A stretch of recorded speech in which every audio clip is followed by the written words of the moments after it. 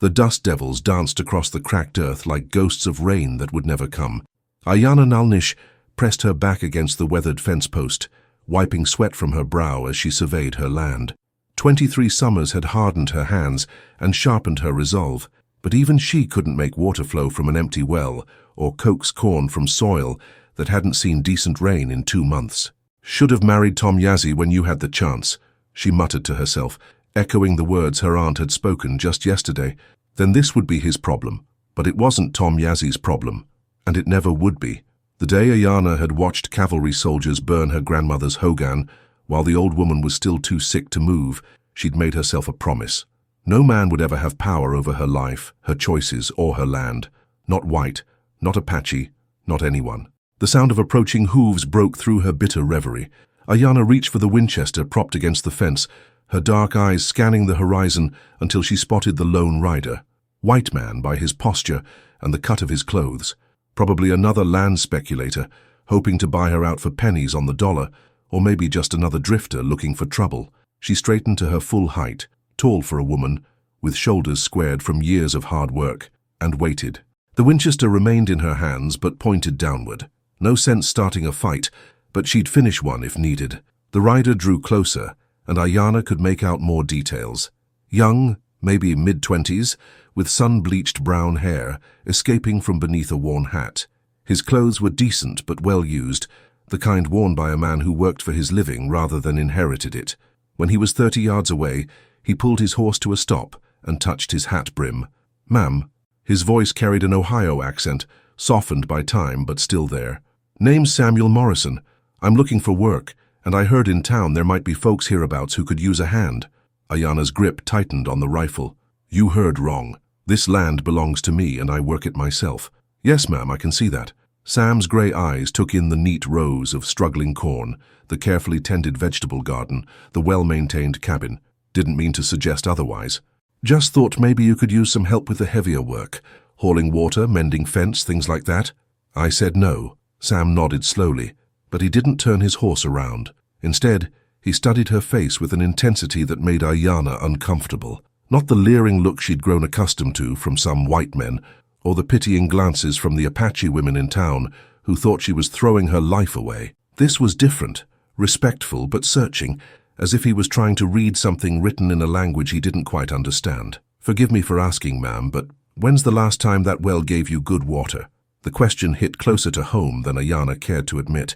She'd been rationing water for 2 weeks, walking to the creek a mile away when she thought no one was watching. "That's not your concern." "No, I suppose it isn't." Sam gathered his reins, but still didn't move. "I lost my family's farm back in Ohio. Bank took it when the crops failed 3 years running. I know what it's like to try to make something work when everything seems stacked against you. Your problems aren't my problems, Mr. Morrison." "No, they're not." He finally urged his horse forward, but only a few steps. "But I also know what it's like to be too proud to accept help, even when you need it. Sometimes pride's the only thing standing between you and giving up entirely." Aiyana felt her jaw clench. "I haven't asked for your help and I don't need it." "Didn't say you asked for it." Sam tipped his hat again. "But if you change your mind, I'll be staying at Murphy's boarding house in town for the next few days." "Good day, ma'am." He rode away without looking back, leaving Aiyana standing alone with her rifle and her stubborn pride. She watched until he disappeared over the rise, then turned back to survey her land. The corn was wilting despite her careful rationing of water. The fence line needed work that would take her weeks to complete alone. The roof of the lean-to where she kept her few chickens sagged dangerously. "No man will claim me," she said aloud, her voice carrying across the empty land. The words had become her mantra, her shield against a world that seemed determined to prove her wrong. But as she walked back toward the cabin, Aiyana found herself thinking about grey eyes and an Ohio accent, about the way Samuel Morrison had looked at her land with understanding rather than judgment. She shook her head fiercely. She'd survived this long without help from any man, white or otherwise. She could survive a little drought and some fence work. Still, that night as she lay on her narrow bed listening to the wind rattle the windows, she couldn't shake the memory of his words. "Sometimes pride's the only thing standing between you and giving up entirely." Outside, a coyote howled in the distance, and Aiyana pulled her thin blanket closer. Tomorrow she'd walk to the creek again, hauling water in buckets until her shoulders screamed. She'd work on the fence until her hands bled. She'd do whatever it took to keep this land, to prove that Aiyana Naalnish needed no one. But somewhere in the darkness between sleeping and waking, she found herself wondering what Samuel Morrison was doing at Murphy's boarding house, and whether he'd meant what he said about understanding pride. The first time Sam Morrison showed up at dawn, Aiyana thought she was dreaming. She'd been awake since before sunrise, as was her custom, preparing for another day of hauling water from the creek. The bucket sat ready by her door, and she was lacing her worn boots when she heard the rhythmic sound of an axe biting into wood. Aiyana grabbed her rifle and stepped onto the porch, her breath visible in the cool morning air. There, 50 yards from her cabin, Sam Morrison was splitting fence posts with methodical precision. He'd already created a neat pile of rails, and his horse stood ground-tied nearby, saddlebags bulging with tools. "What in blazes do you think you're doing?" she called out, striding across the hard-packed earth. Sam paused mid-swing, wiping sweat from his forehead despite the morning chill. "Morning, Miss Naalnish. Thought I'd get an early start on that fence line. Noticed yesterday it was leaning pretty bad on the north side. I didn't hire you." "No, ma'am, you didn't." He hefted the axe again. "But the work needs doing, and I need the practice. Been too long since I've done proper ranch work." Aiyana planted herself directly in his path. "I told you yesterday I don't need help." "Yes, ma'am, you did say that." Sam set the axe aside and looked at her directly. In the early light, his grey eyes seemed almost blue. "But I also noticed you've got maybe 2 weeks of water left in that well, judging by the echo when I dropped a stone down it. And that fence won't hold through the first strong wind we get." Heat flared in Aiyana's cheeks. "You had no right to test my well." "You're right. I apologize for that." His voice held genuine regret. "But I'm not apologizing for trying to help. I don't want your help. I understand that. But I'm not doing this for you." The unexpected answer stopped Aiyana short. "What?" Sam picked up one of the freshly cut rails, testing its weight. "My pa always said a man's got to earn his keep somehow, even if nobody's paying him. Lost my family's farm because I wasn't strong enough to save it. Maybe working this land won't bring theirs back, but it might teach me something about not giving up." "That's..." Aiyana struggled for words. "That's the most foolish thing I've ever heard." "Probably is." Sam's mouth quirked in what might have been a smile. "Never claimed to be smart, Miss Naalnish. Just persistent." He returned to his work, leaving Aiyana standing there with her rifle and her indignation. She wanted to order him off her land, but something in his quiet determination gave her pause. He wasn't asking for anything. Not money, not food, not even acknowledgement. He was just working. "Fine," she said finally, "but don't expect me to feed you or thank you for it. Wouldn't dream of it." Aiyana stalked back to her cabin, grabbed her water buckets and headed for the creek. The walk took her past where Sam was working, and she pointedly ignored him. But when she returned an hour later, struggling with 40 pounds of water in each hand, she found him gone, and 6 new fence posts installed with professional precision. The pattern repeated itself the next day, and the next. Sam would arrive at dawn, work silently for 2 or 3 hours, then disappear before Aiyana could corner him with complaints. He never came near the cabin, never spoke unless she initiated conversation, and never left any sign of his presence except the steadily improving condition of her property. On the 4th morning, Aiyana was ready for him. She positioned herself by the fence line before sunrise, Winchester across her knees, determined to end this nonsense once and for all. Sam arrived as the eastern sky began to lighten, his horse picking its way carefully through the scrub brush. When he saw her waiting, he pulled up short. "Miss Naalnish, Mr. Morrison." She stood slowly, the rifle held loosely but visibly. "We need to talk." "Yes, ma'am, I expect we do. People in town are starting to notice. Mrs. Henderson asked me yesterday if I'd taken on a hired hand. Tom Yazzy's been asking questions about the white man seen riding toward my place." Sam's expression darkened at the mention of Tom Yazzie. "Is that a problem for you?" "It could be." Aiyana had lain awake thinking about this conversation. "You don't understand how things work here. Apache woman living alone, white man showing up to help her. People draw conclusions." What kind of conclusions? The directness of the question caught her off guard. She'd expected him to understand without her having to spell it out. The kind that could get you run out of town or worse. The kind that could get me shunned by my own people. Sam dismounted and stood facing her, his hands empty and visible. "Then I'll stop coming." "Just like that?" "Just like that." But his grey eyes held something that looked like disappointment. "Last thing I want is to cause you trouble, Miss Naalnish. I've seen what happens when folks get the wrong idea about things. Aiyana found herself studying his face, looking for signs of insincerity. But Sam Morrison seemed to mean exactly what he said. If she asked him to leave, he would leave. No argument, no pressure, no attempt to change her mind. The realization left her feeling strangely empty. "The fence work you've done," she said slowly. "It's good work, professional. My pa was a farmer, but he knew carpentry too, taught me both. And the well?" She'd noticed he'd done something to it 2 days ago, though she'd been too proud to investigate. Cleaned out some debris that was blocking the spring. "Should give you another month or 2 of good water, maybe more if we get some rain." Aiyana felt something shift inside her chest, a loosening she hadn't expected. Sam Morrison had been working her land for 4 days, asking nothing in return, and she'd spent the entire time waiting for him to reveal his true motives. But what if his motives were exactly what he'd said?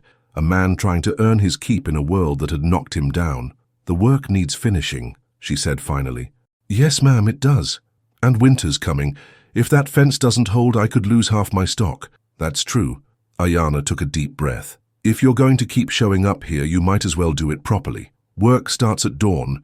You bring your own food and water, and if anyone asks, you tell them you're working for supplies, not wages." Something that might have been relief crossed Sam's features. "Yes, ma'am, that's fair. And Mr. Morrison," she hefted the Winchester, "if you ever give me cause to regret this decision, I won't hesitate to use this." "Understood, Miss Naalnish. Wouldn't expect anything less." As Sam moved toward his tools, Aiyana found herself watching the easy confidence with which he handled the work. Maybe accepting help didn't have to mean surrendering control. Maybe sometimes it just meant being smart enough to recognize when someone offered something genuine. But even as she told herself this arrangement was purely practical, she couldn't shake the memory of his words. "Last thing I want is to cause you trouble." In her experience, most men seem to specialize in causing trouble for women like her.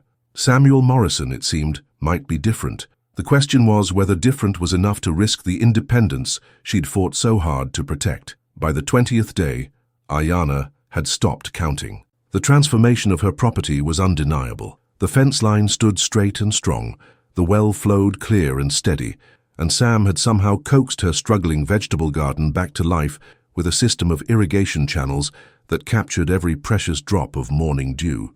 But it was the smaller changes that unsettled her most. The way she'd begun listening for the sound of his horse each dawn, the unexpected comfort she found in working alongside someone who understood the rhythm of hard labor. She was repairing a broken gate latch when she heard voices approaching from the main road.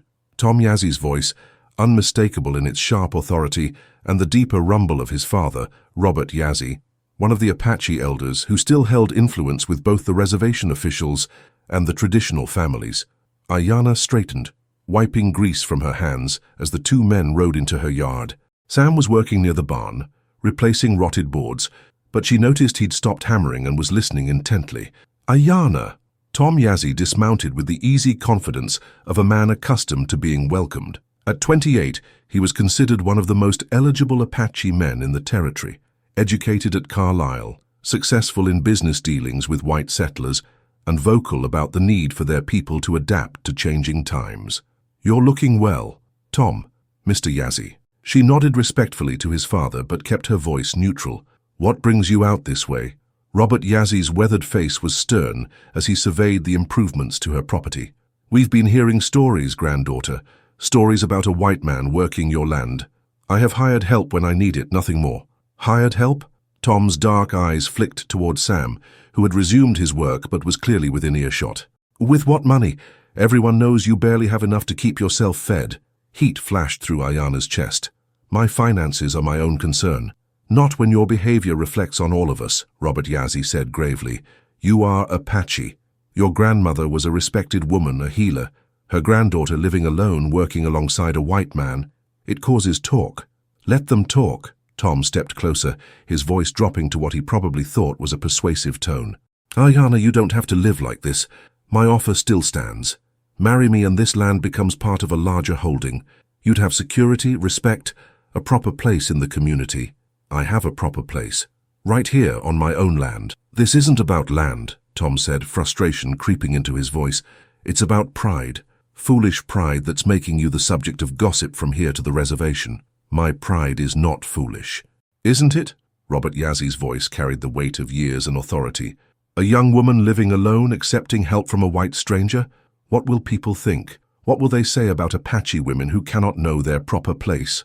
The words hit like physical blows. Aiyana had spent her entire life watching Apache women bow to the expectations of men, white officials who decided where they could live, Apache men who decided whom they should marry, a world that seemed determined to make every choice for them. Her grandmother had died because white soldiers decided her life didn't matter. Her mother had died in childbirth because the reservation doctor was too drunk to help. Every woman she'd ever known had been claimed by someone, husband, father, government, God, until they disappeared into the roles others had chosen for them. "I know my place," she said quietly, "and my place is here, on land that belongs to me, making my own choices about my own life." "Even if those choices bring shame on your people," Tom demanded. "The only shame I see is men who think they have the right to tell a woman how to live." The sharp crack of Sam's hammer stopped abruptly. In the sudden silence, Aiyana realized he was walking toward them, his tool belt still around his waist, but his hands empty and visible. "Excuse me," he said politely, stopping a respectful distance away. "Miss Naalnish, I finished the repair work on the barn. Should I move on to the chicken coop roof?" It was a simple question, but Aiyana understood the subtext. Sam was giving her an opportunity to acknowledge their working relationship publicly, or to distance herself from him, if that's what she preferred. The choice was entirely hers. Tom Yazzi's face darkened. "We're having a private conversation. With respect, sir, I'm not part of your conversation. I'm working for Miss Naalnish, and I need to know where she wants me to focus my efforts today." "Working for her?" Robert Yazzi's voice carried skeptical authority. "And how exactly is she paying you?" Sam met the elder's gaze steadily. "Miss Naalnish provides me with meals and allows me to camp on her property. In exchange, I help maintain the buildings and grounds. It's a fair arrangement that benefits us both." Aiyana blinked in surprise.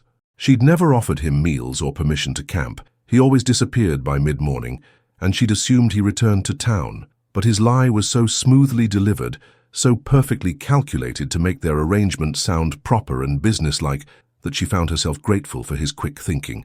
"And how long do you plan to continue this arrangement?" Tom's voice carried barely concealed hostility. "As long as Miss Naalnish finds my work satisfactory," Sam replied calmly. "I'm not a man who leaves a job half-finished." The tension in the air was thick enough to cut. Aiyana could see the calculation in Tom's eyes, the way he was measuring Sam's height and build, probably wondering if he could run off this unwelcome white presence through intimidation. Robert Yazzi was studying both men, with the sharp attention of someone accustomed to reading the undercurrents of conflict. "The chicken coop roof can wait," Aiyana said finally, "but the irrigation channels need clearing before the next rain. Start there." Sam nodded and walked away, leaving her alone with the two Apache men and the weight of their expectations. "This is a mistake, Aiyana," Tom said once Sam was out of earshot. "A white man and Apache woman. Nothing good can come of this. The only thing coming of this is honest work and a well-maintained property." Robert Yazzi studied her face for a long moment. "Your grandmother would not have approved." The words cut deep because they might be true, but they also strengthened Aiyana's resolve. "My grandmother died because white soldiers thought they could make decisions about her life. I won't let anyone, white or Apache, make those decisions about mine. Even if it costs you your place among your people?" Aiyana looked around at her improved property, at the evidence of hard work and careful planning. She thought about the quiet respect Sam had shown her, the way he defended their arrangement without overstepping his bounds, the first taste of partnership she'd ever experienced with a man. "My place is here," she said firmly, "with or without anyone's approval." Tom and his father left without another word, but Aiyana could feel the weight of their disapproval lingering like smoke in the air. As she watched them ride away, she found herself wondering if Samuel Morrison truly understood what he'd gotten himself into by working her land. More troubling still, she found herself wondering if she understood it herself. The storm came on the 70th day, rolling across the desert like a living thing made of wind and rain and lightning. Aiyana had felt it building all morning, the oppressive heat that made even the horses restless, the strange green tint to the sky that old-timers said meant serious weather was coming. She'd spent the day securing everything that could blow away, double-checking the repairs Sam had made to the barn roof, and moving her chickens to higher ground. Sam had worked beside her without being asked, his movements efficient and sure, as they battened down her small world against the approaching fury. They'd developed an easy rhythm over the past weeks, a wordless communication that made explanations unnecessary. When she pointed to loose boards, he was already reaching for his hammer. When he gestured toward the well cover, she was already moving to help him secure it. It was only when the first fat raindrops began to fall that Aiyana realized Sam had nowhere to go. "You should head back to town," she called over the rising wind. "This is going to get bad fast." Sam looked up from the rope he was tying down over her woodpile. "Too late for that. I'd never make it before this hits full force." As if to prove his point, a gust of wind, strong enough to stagger them both, swept across the yard, carrying dust and debris in swirling clouds. The sky had turned the color of old bruises, and lightning flickered in the distance like a broken lantern. "The barn," Aiyana said, making a quick decision. "You can shelter there until it passes." But even as she said it, she could see it wouldn't be enough. The barn was sturdy enough to keep out rain, but it was no protection against lightning, and the wind was already strong enough to turn loose objects into deadly projectiles. Her cabin was the only truly safe shelter on the property. The realization hit them both at the same time. Aiyana saw it in Sam's face, the understanding that propriety and social convention meant nothing when you were facing a killer storm, followed immediately by his reluctance to put her in an impossible position. "I'll be fine in the barn," he said firmly. Another gust of wind, stronger this time, sent a chicken crate tumbling end over end across the yard. The temperature had dropped 20 degrees in as many minutes, and the first real drops of rain were hitting like thrown pebbles. "Don't be a fool," Aiyana snapped. "That barn won't protect you from lightning, and if a tree goes down on it, you'll be crushed. Get inside." Sam hesitated for a moment longer, then nodded curtly, and followed her toward the cabin. They made it inside just as the storm unleashed its full fury. The sound was overwhelming. Wind howling like a living thing, rain drumming against the windows with machine gun intensity, thunder crashing so close it seemed to shake the ground beneath their feet. Lightning illuminated the small cabin in stark, flickering bursts, and Aiyana found herself grateful for every repair Sam had made over the past months. Without his work on the roof and walls, they'd probably be huddling in a puddle of rainwater by now. "Coffee?" she offered, more to have something to do with her hands than from any real desire to play hostess. "That'd be welcome, thank you." They sat at a small table, nursing their cups and listening to the storm rage outside. It was the first time they'd been truly alone together in an enclosed space, and Aiyana was acutely aware of Sam's presence, the way he held his coffee cup, the patient way he waited out each crash of thunder, the respectful distance he maintained even in the cramped quarters. "Tell me about Ohio," she said finally, more to break the uncomfortable silence than from curiosity. Sam was quiet for so long she thought he wasn't going to answer. When he finally spoke, his voice was soft, almost lost under the sound of rain. "Green, everything was green. Corn that grew so high you could get lost walking through it. Pastures so rich the cows got fat just standing in them." He paused, staring into his coffee. "My pa used to say the land there was alive in a way you could feel in your bones." "What happened?" 3 bad years in a row. Drought the first year, floods the second, locusts the third. Bank didn't care about the reasons, they just wanted their money." His jaw tightened. "Pa died the winter after we lost the farm. Ma followed him 6 months later. Doctor said it was pneumonia, but I think she just didn't want to keep going without the land." Aiyana felt something twist in her chest. She'd assumed Sam was just another young man seeking adventure in the West, but his loss went deeper than she'd realized. "I'm sorry. Not your fault." Sam looked up at her, his gray eyes steady. "But it taught me something about what happens when you let other people make decisions about your life. Sometimes fighting for what's yours is the only dignity you have left." The words hung in the air between them, loaded with meaning that went far beyond his family's lost farm. Aiyana found herself studying his face in the flickering lamplight, seeing something there she'd been afraid to acknowledge, a kindred spirit who understood what it meant to stand alone against a world that wanted to define you by other people's expectations. "Is that why you stayed?" she asked quietly. "Why you kept coming back to work my land?" Sam was quiet for a moment, considering the question. "At first, maybe. I saw someone fighting the same fight I'd lost, and I wanted to help. But somewhere along the way—" "What?" "Somewhere along the way I stopped thinking about my family's farm and started thinking about this place, about you." He met her eyes directly. "I know what people are saying about us, Aiyana. I know what they think. But I also know that in 3 months of working beside you, I've never met anyone with more courage or determination. If helping you means dealing with gossip and dirty looks, so be it." The use of her first name sent an unexpected warmth through her chest. Sam had always been scrupulously proper, calling her Miss Naalnish even after weeks of working together. Hearing her given name in his voice felt like crossing some invisible line. "My people think I'm bringing shame on them," she said. "Tom Yazzy's been telling everyone who'll listen that I'm a foolish woman who doesn't know her proper place." "And what do you think your proper place is?" "Here. On land that belongs to me, making choices that are mine to make." She paused, then added more quietly, "But sometimes I wonder if I'm just being stubborn for the sake of being stubborn." "I don't think so." Sam's voice was firm. "I think you're being brave in a way most people couldn't imagine." Outside, the storm was beginning to weaken, the thunder moving farther away and the rain settling into a steady patter instead of the earlier deluge. But inside the cabin, something had shifted. The careful distance they'd maintained for months had narrowed to something more intimate, more honest. Sam. The name felt strange on her tongue, but right somehow. What happens when winter comes? When the work runs out? "I don't know," he admitted. "I've been taking it one day at a time.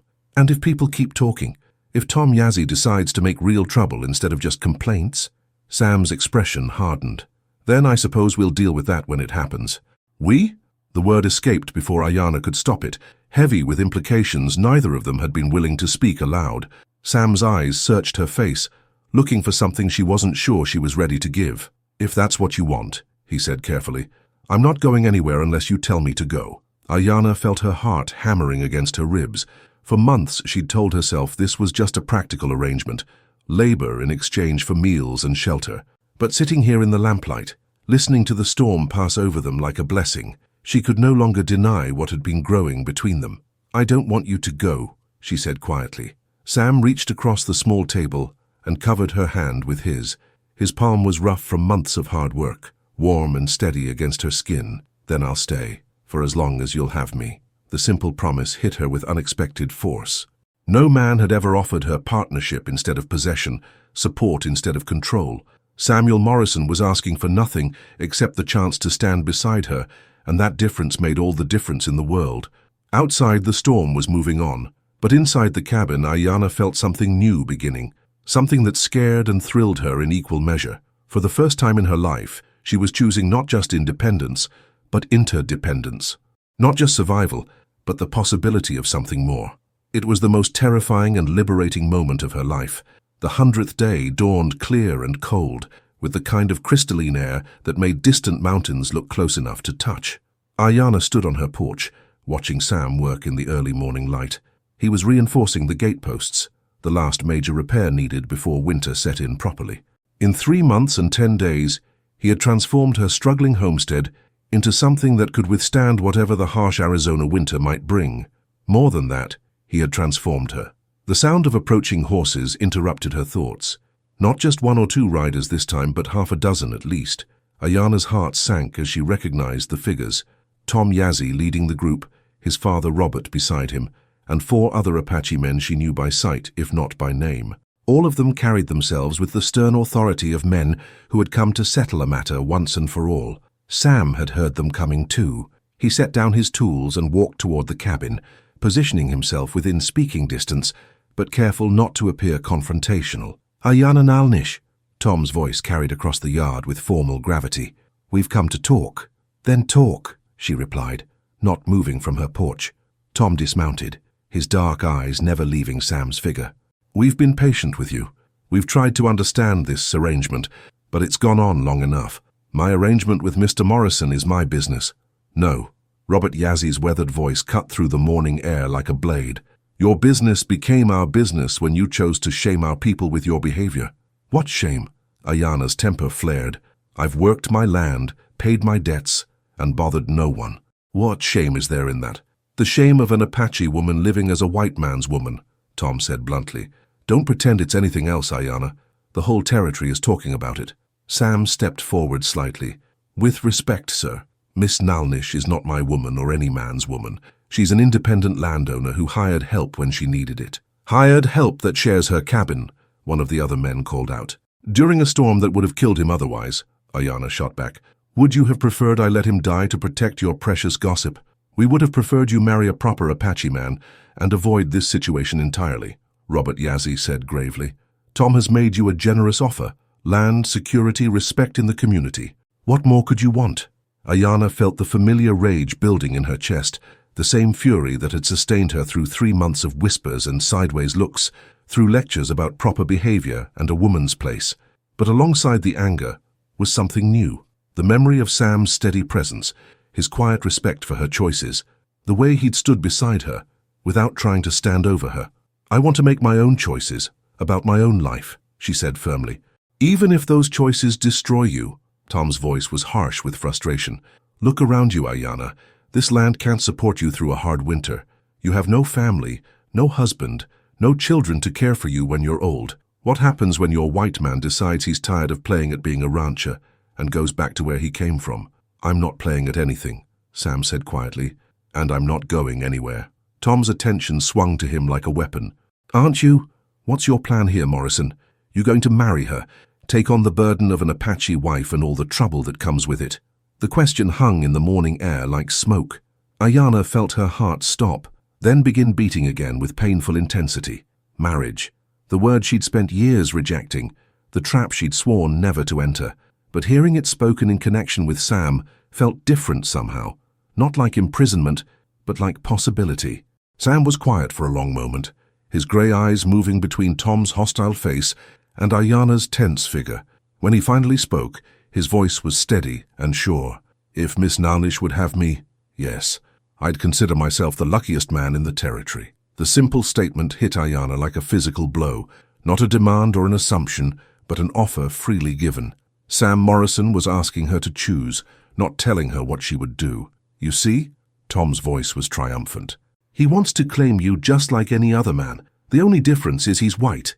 "No," Aiyana's voice cut through his words with absolute certainty. "The difference is, he's asking." She stepped down from the porch, moving to stand beside Sam, not behind him, not in front of him, but beside him as an equal. "Every man I've ever known has tried to tell me what I should do, who I should be, how I should live. My father wanted to marry me off when I was 16. The Indian agent wanted to send me to school to learn to be a proper white man's servant. You want me to marry Tom and disappear into being his wife. But Sam..." She looked at the man who had worked her land for 100 days without asking for anything in return. "Sam asks what I want. And what do you want?" Robert Yazzie asked, his voice heavy with disapproval. Aiyana took a deep breath, feeling the weight of 3 months of careful consideration, of watching Sam Morrison prove himself day after day through actions rather than words. "I want what I've always wanted. Land that belongs to me, choices that are mine to make. And..." She paused, then continued with quiet conviction, "and a partner who respects those things." "Even if that partner is white?" Tom demanded. "Even if that partner is white," she confirmed. "Sam Morrison has shown me more respect in 3 months than some Apache men have shown me in 23 years. The words hit Tom Yazzie like a slap. His face darkened with anger, and for a moment Aiyana thought he might try to settle the matter with violence.